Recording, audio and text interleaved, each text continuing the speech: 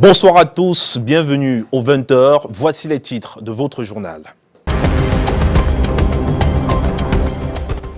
Aux premières heures de ce dimanche, un accident de la circulation a arraché la vie à un individu, causant de graves dégâts matériels. Le drame est survenu à Moliko, dans la ville de Boya.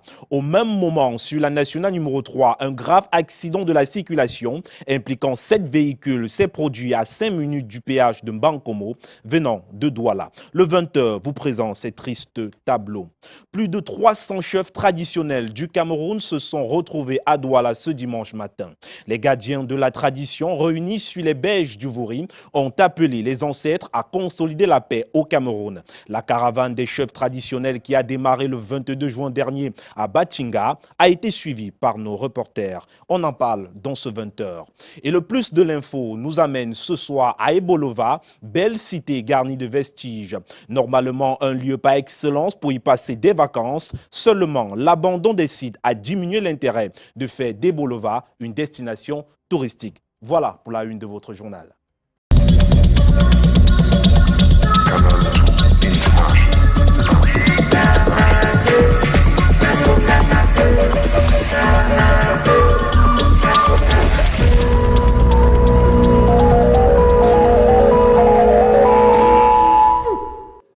Bienvenue à tous. Vous pouvez regarder en direct ce journal sur www.canal2international.net ou tout simplement sur notre compte YouTube. Encore des morts sur la nationale numéro 3 ce dimanche. Sur le site, on compte 7 véhicules impliqués dans 3 accidents de la circulation survenus au même endroit. Nous sommes à la sortie de Yaoundé, à quelques kilomètres de Mbankomo. Aimé Moukoko pour le compte rendu. Encore des morts sur la nationale numéro 3. C'est un week-end sanglant qui impose de longues files d'attente. Non loin d'Okoa Maria, à 5 minutes du péage de Mbankomo venant de Yaoundé, c'est un étonnant carambolage qui a commencé ce samedi soir avec un premier accident qui implique ces 2 camions et ce véhicule projeté dans le ravin. Environ de 19h là, il y a eu des voitures qui ont fait l'accident de ce côté-là. Et bien après, le car et le panneau qui est garé là, ils étaient garés là. Et le camion qui est venu à vive allure, il a bifurqué toutes ces voitures-là. Donc vous constatez l'autre qui est dans l'eau là. Et il y a eu 5 morts sur place et les accidentés, on ne connaît pas là-bas l'hôpital. Les voitures n'ayant pas été dégagées sur cet axe lourd, comme on pouvait s'y attendre, ont mené d'autres usagers à finir leur périple sur le même site. Celui-ci vient tamponner les voitures sur là. Donc c'est maintenant la bêtise que ça s'est passé maintenant là. Troisième accident. Et derrière vous là-bas, les charges arrière, ça c'était dans la nuit? Oui, dans la nuit. Tout ça c'est dans la nuit. Ça s'est passé dans la nuit. Ce camion semi-remorque rentre dans la danse ce dimanche 4 août à 10h. Le chauffeur, miraculeusement sorti vivant de la cabine, complètement broyé, a la lucidité de nous relater la scène. C'était sur un virage. Après l'avoir sorti, il y avait un camion garé. Est-ce que je plutôt le face à face? Avant de me retrouver comme ça. Et devant moi, je trouve encore un autre accident. Nous sommes sortis ça. Et ton motoboy, qu'est-ce qu'il en est? Bon, il est sorti, malgré qu'il se sentait un peu. Au sortir de ce dangereux virage, venant de Douala, le camion dérape en tonneau pour éviter un nouveau carnage face à un gros porteur de voyage. Cet accident qui a arraché la vie à un ancien volleyeur et entraîneur, Paul-Éric Makanda. Mais jusqu'à quand les familles pleureront encore les cadavres sur cette route? Dieu seul le sait. Un triste reportage que signe Aimé Moukoko. Une perte en vie humaine et des dégâts matériels, c'est le bilan enregistré après un accident de la circulation survenu aux premières heures ce matin à Moliko, dans la ville de Boya. Plus de détails dans ce reportage signé Inès Daniel Ondambala. Un accident de la circulation fait un mort à Boya. Voici ce qui reste de ce véhicule dont le propriétaire vient d'être arraché brutalement à la vie. Les informations recueillies sur les lieux du drame indique que c'est à 3 heures ce matin que l'accident est survenu à Moliko. I was going up to Cassava Farm to pick up something for them in the taxi. I heard about that. Then the taxi man was like trying to tell me that. I asked him, where, what has happened? Assistant that chief of cabinet. I don't know, the thing just occurred to me. I asked, was it the black RAF car? They say yes. That's how I got the news. Il s'agit du nommé Tango Stéphanos Lenzemo, chef de cabinet des services du gouverneur du Sud-Ouest. La dépouille a été conduite à la morgue de l'hôpital régional de Buea. This my heart, this is my neighbor came and announced to me that he was no more. I could not see the name because I knew that maybe it was just a story. Maybe there was a mistake somewhere. Only when I saw him, it's in the mortuary. It's not easy to enter his. Larmes et consternation transparaissent sur les visages.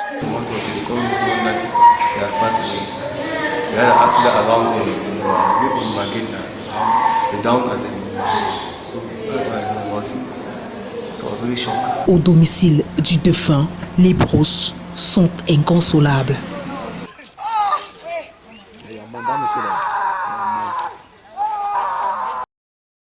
Les chefs traditionnels du Cameroun réunis pour la paix. Le caravane s'est arrêté à Douala ce dimanche matin pour communier avec les ancêtres du littoral afin que règne pour toujours la paix au Cameroun. Une cérémonie purement traditionnelle qui a été fortement applaudie par des curieux. Alex Lembe et Henri Tinda.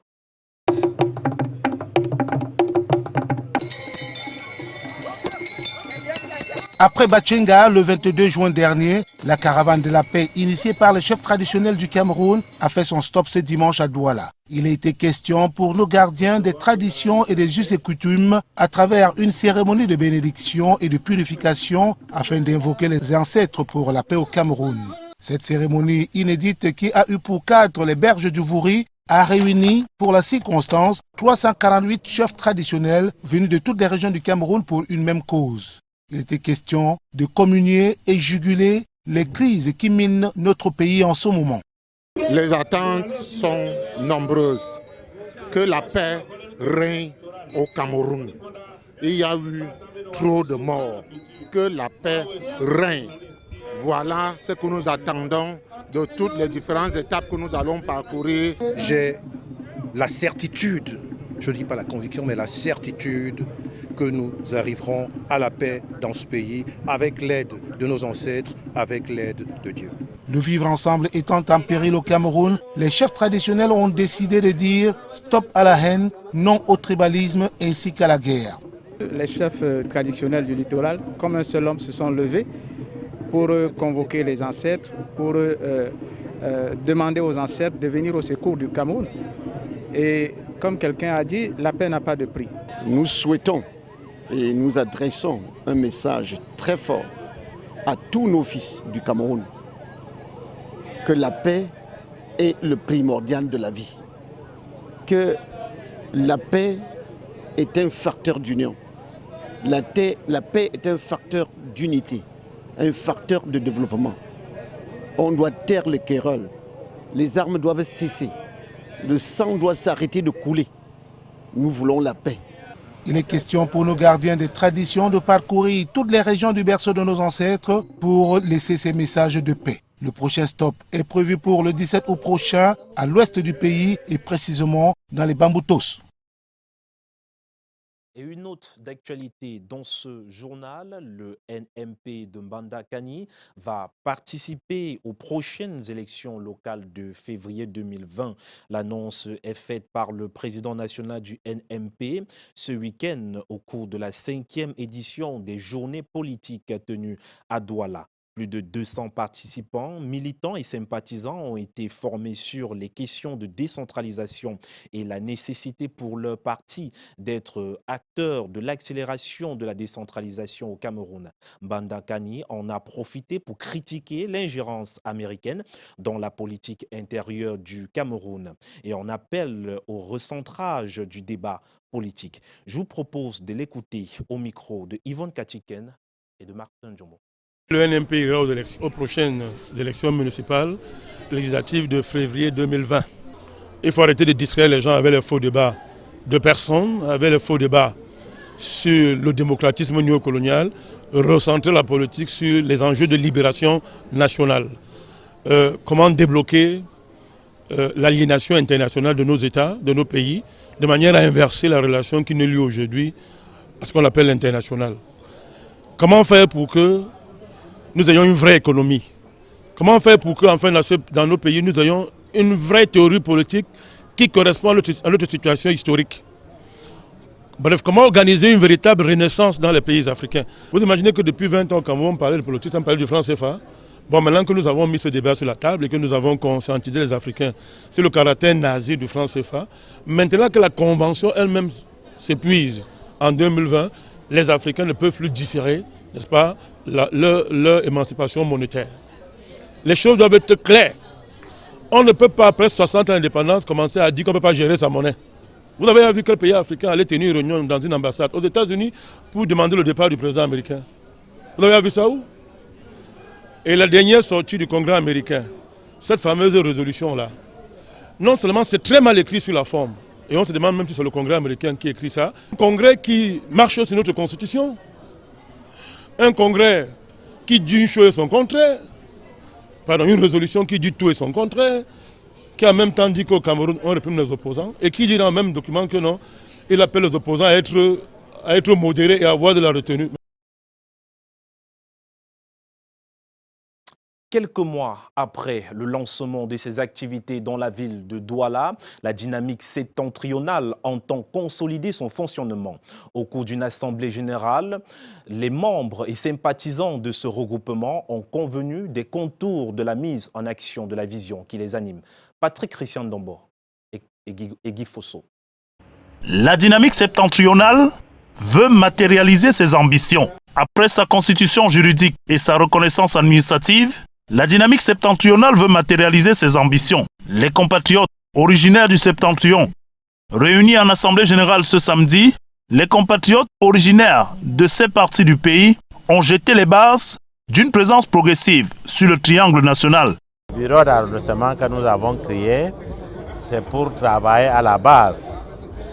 Hors des bureaux d'arrondissement, il y a même le bureau du quartier qui aide donc le bureau d'arrondissement pour que nous ratissons tout le terrain, pour qu'on fait inscrire tout le monde. Et que la dynamique, c'est la dynamique. Nous avons d'abord fini avec le département du Vouri, avant que nous arrivions à la région. Et de la région, nous allons maintenant passer dans d'autres régions. Bien plus que la représentativité, l'Assemblée générale a également rappelé aux membres et sympathisants les idéaux socioculturels et citoyens portés par ce regroupement. Les installations se feront courant août, de manière à ce que la levure prenne et que nous puissions effectivement vivre le sens de la cohésion sociale qui est générateur de paix ici dans le littoral. Nous sommes des mendiants de paix, comme disait l'autre, et l'essentiel de ce que nous recherchons, au-delà des éléments culturels, socioculturels, c'est le vivre ensemble, c'est la cohésion sociale, c'est la paix. Bien sûr, nous sommes une association laïque, apolitique, mais citoyenne. En attendant l'installation officielle des bureaux déjà constitués dans certains arrondissements du département du Vouri, la dynamique septentrionale croit dur comme fer à sa capacité à contribuer à la consolidation de la cohésion nationale. Une nouvelle cuvée de professionnels a prêté serment pour servir au port de Kribi. Cette cuvée s'est donc engagée à servir au mieux et justement avec dévouement dans la zone portuaire de la cité balnéaire. Yvonne Katinken, reportage. Un commandant, 11 officiers, 6 pilotes du port autonome de Kribi prennent l'engagement solennel de servir leur pays et d'accomplir avec dévouement les missions qui leur sont confiées. C'est une cérémonie trop importante, étant donné que c'est grâce à cette cérémonie que nous avons la force de la loi avec nous. Et qui nous permettra de l'appliquer de façon légale. Ça nous a permis, le fait de prêter serment nous fait comprendre l'importance vraiment de nos activités au quotidien et la nécessité de prendre ça au sérieux vraiment et de mettre en application les textes qui régissent toutes les activités portuaires et le pilotage portuaire aussi. Ils jurent devant les autorités administratives. C'est un engagement solennel qui marque ainsi le début de leur carrière au port de Kribi. J'aimerais dire à tout le monde, tous les récipiendaires, que c'est une lourde tâche. Si jusqu'ici nous l'avions fait avec toute simplicité et toute honnêteté, il n'en demeure moins que ça reste une lourde tâche, parce que le port de Kribi est en train de se développer. Près de 20 nouveaux arrivants qui vont devoir mettre leurs compétences à contribution pour contribuer à la notoriété de cet espace portuaire. Un acte solennel qu'ils prennent, qui témoigne devant tout le monde qu'ils vont travailler avec probité et honnêteté. Parce que s'ils ne le font pas, ils peuvent être sanctionnés. Ils doivent prendre conscience de leurs responsabilités dans l'exécution de leur travail, de leurs tâches. En soulevant la main droite devant la loi et le peuple, ils s'engagent sous serment et entament ainsi une nouvelle carrière dans la zone portuaire. Fin du camp des vacances TIC à Gaoundéré, dans la région de l'Adamawa. Ils sont 1178 campistes arrivés au thème de cette 3e édition. À ces derniers, le ministre des Postes et Télécommunications a remis des parchemins et des appuis, justement, des appuis divers, il faudrait le dire ainsi. Minette Libon Liken leur a recommandé d'être des internautes patriotes. Eringele. Formulé pour 1000 jeunes au départ, c'est finalement 1178 internautes patriotes qui sortent ce 3 août des moules du 3e camp des vacances TIC organisé en Gaoundéré par le ministère des Postes et des Télécommunications.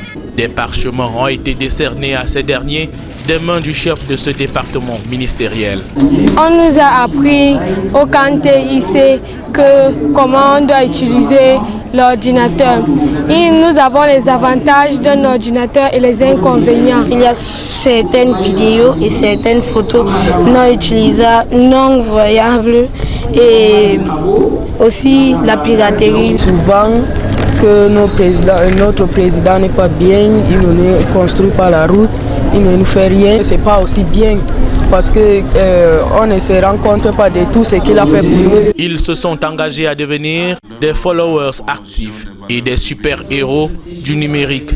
Des kits d'ordinateurs complets ont été remis à leurs établissements scolaires et une station de radiocommunication offerte à la communauté urbaine de Gaoundéré. Il s'agit de contribuer à l'inclusion numérique afin de lutter contre la fracture entre les grandes villes et l'arrière-pays et promouvoir l'usage responsable des réseaux sociaux.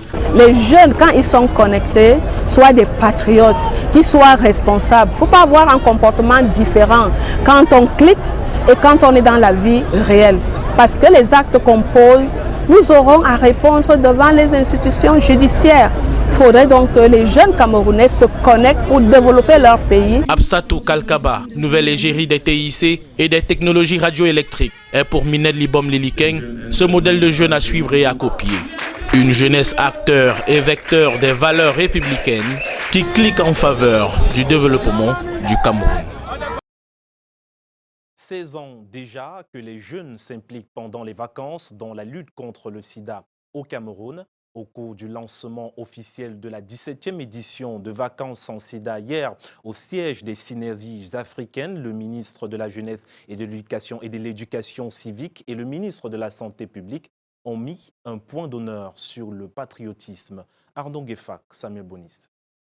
150 pères éducateurs formés pour sensibiliser et conseiller les jeunes sur le VIH-Sida et ceux atteints de la maladie à suivre un traitement dans les formations sanitaires. La sensibilisation que nous avons aujourd'hui à travers les réseaux sociaux, des plateformes de débat télé, radio, on a quand même pu à comprendre comment éviter, comment vivre en sociabilité avec ceux qui ont cette maladie. La formation axée sur la prévention et le suivi est une initiative du programme Vaccin Social de la première dame du Cameroun, Chantal Biya, installée dans le département de la Ménois depuis le 23 mars dernier. Je tiens une fois de plus au nom de la population de la Ménois à dire merci, 1000 fois merci à la première dame du pays qui a bien voulu, n'est-ce pas, inspirée par Dieu, mettre en place ce programme, l'éparpiller sur l'ensemble des territoires afin que nos populations soient désormais plus éveillées, plus outillées, n'est-ce pas, pour lutter contre le sida. D'être patient, de ne pas être nerveux pendant le travail parce que n'importe comment, ils auront affaire à des personnes qui seront susceptibles. Donc, vraiment d'être très très patient et ne faire que leur travail. Ce programme Vaccin Social, qui est à sa première édition, vise à avoir des vacances sans une nouvelle infection du VIH, était présidé par le premier adjoint préfectoral, Marie-Suzanne Bitanga. Les pères éducateurs formés auront ainsi 2 semaines pour réussir ce pari dans le département de la Ménois. Il s'agit là du vacances sans sida dans la ville de Tchang. On va s'intéresser une fois de plus à cette activité. Il faudra le dire que le lancement officiel de la 17e édition de vacances sans sida s'est tenu hier au siège des synergies africaines, c'est à Yaoundé. Le ministre de la Jeunesse et de l'Éducation civique et le ministre de la Santé publique ont mis un point d'honneur sur le patriotisme. Arnaud Guefak, Samuel Boniste. Je vous recommande de faire preuve de courage. La messe des As, ministre après ministre. Les vacances, c'est bien. Les vacances sans risque d'infection à VIH-Sida, c'est encore mieux. À la réception, une jeunesse engagée. La lutte contre le VIH-Sida, cheval d'une bataille commune pour ces vacances. L'opération Vacances sans Sida, justement, se met ici sur les rails, le temps d'une cérémonie officielle au siège des synergies africaines. Initiative de la première dame Chantal Biya. L'édition 2019 est exploratrice de tout le territoire national en simultané. Lancement ce jour un peu partout. Autant je le fais en ce moment, j'ai demandé aux gouverneurs de région de le faire également dans leurs régions respectives. Ça devrait donner un caractère assez spécial à l'événement et un engagement également particulier de la jeunesse. Jeunesse parée, 700 pères éducateurs engagés pour l'opération. Ils doivent susciter la prise de conscience et réduire les risques de contamination aux IST et au VIH. Objectif, 700 000 jeunes scolaires, universitaires et sans emploi à atteindre. On va passer de maison à maison pour dépister, parler des causes, des conséquences du VIH dans notre société. Et pour cela, nous partagerons aussi des préservatifs féminins et masculins. Et nous leur montrerons comment utiliser ceci à bon escient. À côté du contact physique, le virtuel est aussi convoqué pour l'opération. Le thème de cette année en dit long. Génération Android, cliquons sur le dépistage du VIH. Il y a une plateforme Appel au civisme Cameroun qui a été créée sur Facebook, Instagram, Twitter, etc. Et il suffit de cliquer pour devenir followers actifs et patriotes. Il sera question aussi d'attaquer le mal à la racine à travers une sensibilisation accrue sur les comportements à risque. On doit sensibiliser les jeunes contre la drogue et l'abus d'alcool et pouvoir aussi s'habiller décemment. Engagement pris devant une dizaine de membres du gouvernement, les artistes, musiciens et humoristes associés à cette lutte. Parce qu'ils n'ont pas, si tu es malade, tu ne connais pas, fire sur toi. Ce dimanche à Douala, les paroissiens de Saint-Jean-Marie-Vianney se sont mobilisés pour la construction de leur église. La messe de ce jour a été dite par le cardinal Christian Thomy. Reportage. La célébration de ce dimanche à la paroisse Saint-Jean-Marie-Vianney à Bédi-Malanguet marque une étape décisive pour la vie de cette église dont la construction est en cours de démarrage. Nos paroissiens ont fait un long exode. La case-chapelle était érigée en tôle. Et ceci, vous avez l'esplanade de l'hôpital général, vous avez le collège tout à côté de nous, qui a servi de lieu de prière jusqu'à ce que les paroissiens, ayant mobilisé leurs fonds, viennent acheter cet espace d'environ 3000 m² pour commencer à exercer librement le culte. Ce dimanche 4 août, les paroissiens célèbrent la fête de Saint-Jean-Marie Vianney, les 10 années d'existence de cette paroisse et l'ordination de 3 nouveaux diacres. Que je sais que je ne suis pas digne de ce service, mais le Seigneur a trouvé en moi une personne qui peut se perfectir pendant mon cheminement. Aussi un sentiment de peur, parce que je me dis, est-ce que je pourrais assumer cette charge qui a été confiée à mon indigne personne. Mais je sais aussi que le Seigneur qui m'a appelé me donnera les moyens d'arriver à mes fins et d'accomplir ma mission avec beaucoup de tact et de joie. Ces nouveaux acteurs viennent renforcer les membres d'une église à venir dont le coût des travaux est estimé à un peu plus de 111 millions de francs CFA. Les travaux, je ne saurais vous dire exactement le jour où les travaux vont commencer, puisque c'est la semaine dernière que l'archevêque a signé le contrat. Donc j'ai pris attache déjà avec l'entreprise qui a gagné le marché. Et dès la semaine prochaine, comme je l'ai annoncé à l'église, nous allons nous asseoir pour finaliser les choses, c'est-à-dire savoir exactement le jour où ça va commencer. Je crois que dimanche prochain, ça sera annoncé parce que cette semaine, j'aurai une assise avec les parties prenantes en ce qui concerne les travaux. Donc je ne peux déjà pas dire avec exactitude le jour où ça va commencer. La messe est dite par le cardinal Christian Toumi pour accompagner les efforts des paroissiens. Une occasion où une dizaine de couples ayant bénéficié d'un mariage collectif reçoit des parchemins de félicitations. Implorer une onde divine pour le Cameroun est le fil conducteur de la messe célébrée au sanctuaire marial d'Etoudi à Yaoundé ce 4 août. L'homélie pour la paix a invité chaque chrétien à aimer son prochain. Oriane Bessa Kodo et Bertrand Tassé. Louanges et chants d'adoration au menu de la messe. L'abbé Jean-Augustin Otuntolo célèbre ici une messe pour la paix au Cameroun. Bénis notre pays, le Cameroun. Bénis ces hommes et ces femmes qui sont devant toi. Protège notre pays. Assure la prospérité de tous les Camerounais, du nord au sud, de l'est à l'ouest.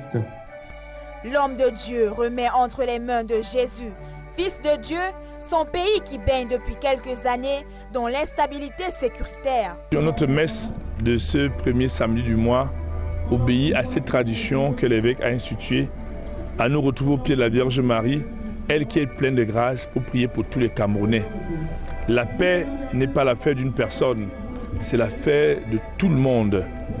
Et en célébrant cette Eucharistie, nous avons invoqué le Dieu Tout-Puissant par l'intercession de la Vierge Marie, de jeter un regard de compassion, de miséricorde. C'est devant la Vierge Marie que les fidèles apportent leur contribution avec des prières. Ils confient à travers leurs intentions personnelles le retour au calme et à la sérénité. Ceci symbolisé par une fumée montant vers les cieux. Les croyants à l'occasion adorent le Seigneur avec foi et espérance pour que la situation du Cameroun s'améliore. Nous sommes venus prier pour la paix dans notre pays. Et pourquoi la guerre? L'homélie du prêtre exhorte à la paix et demande à Dieu d'agir là où les hommes sont impuissants. La Vierge Marie, appelée à intercéder auprès de son Fils Jésus pour que la paix revienne. Messe d'adoration et cantique adressée au Seigneur Tout-Puissant pour qu'il apporte une solution divine à notre pays, le Cameroun. Cette messe vient après celle célébrée le 2 août dernier, dédiée au nouveau bachelier du Cameroun. En sport, l'édition 2019 de la Coupe Taupe a livré son champion cet après-midi lors de la finale. Une finale qui s'est jouée en présence des anciens Lions indomptables, également produits de l'école de football des Brasseries. Alain Gislain Kanga et Guy Etom.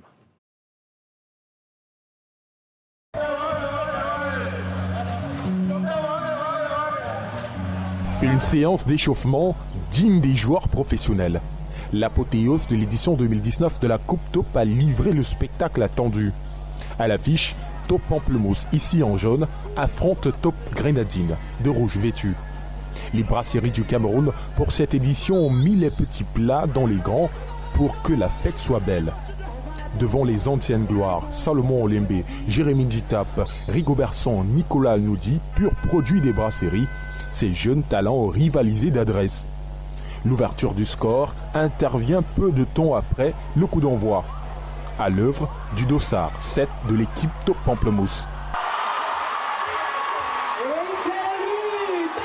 À la mi-temps, Avero Diaz a fait vibrer le stade avec sa chanson populaire, prisée par les Lions indomptables.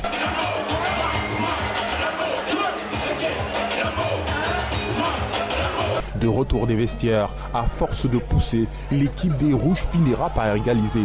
C'est la séance des tirs au but qui décidera de l'issue finale de cette rencontre. Les responsables des brasseries se disent satisfaits. Câble, vous avez vu au niveau de l'organisation. Et c'est pour ça que je voulais tirer un coup de chapeau déjà au chef du produit top des brasseries du Cameroun et la région du centre qui ont accueilli cet événement. L'école de foot des brasseries qui fête ses 30 ans cette année met un accent particulier sur les études des jeunes talents qu'elle encadre. Pour mémoire, pour la saison des examens officiels qui viennent de s'achever, nous avons un taux de succès global à ces examens de 69%, avec 83% au BEPC et 100% au baccalauréat. Au terme de ce spectacle, l'équipe des Jaunes Top Pamplemousse sort vainqueur de cette finale. Vivement la prochaine édition.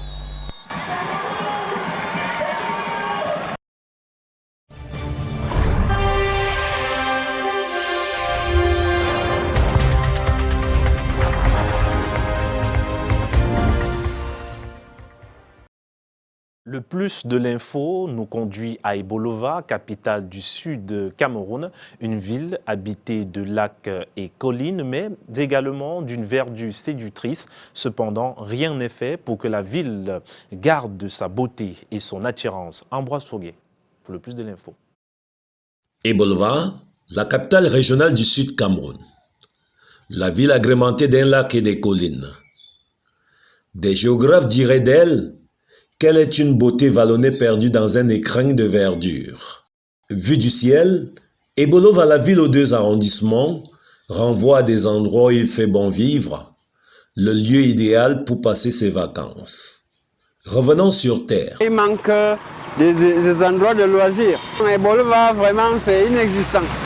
Ils préfèrent aller dans les villages, assister au championnat, assister au bal. Ces clichés sont régulés ces jours à Ebolova.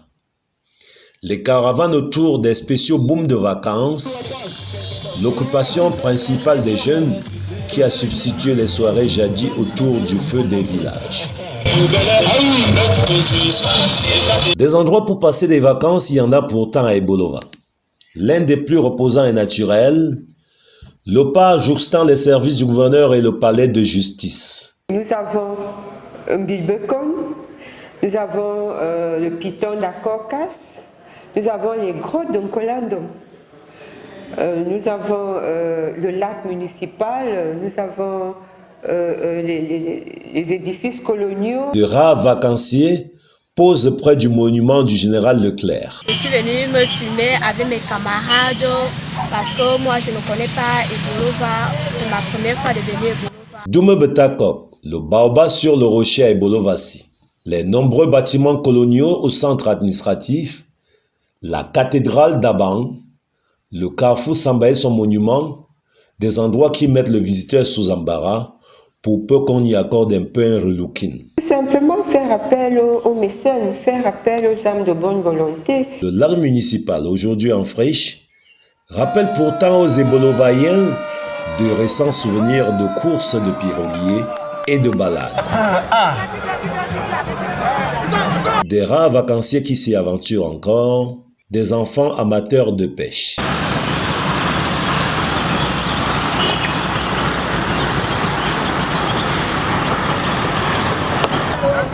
Quand il n'est rien à faire à la maison, je viens à la pêche, pêcher.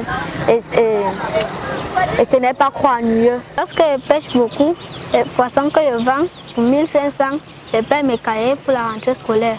Par jour, je peux arrêter même 50 poissons. Parce parce que je passe toute la journée ici là en train de pêcher. Bon, ça me donne aussi un peu de bénéfices. Des lieux de vacances à Ebolova, il y en a. Les jeunes vacanciers, témoins à leur corps défendant de la mort progressive de ces lieux de loisirs, ne demandent qu'à les voir ressusciter.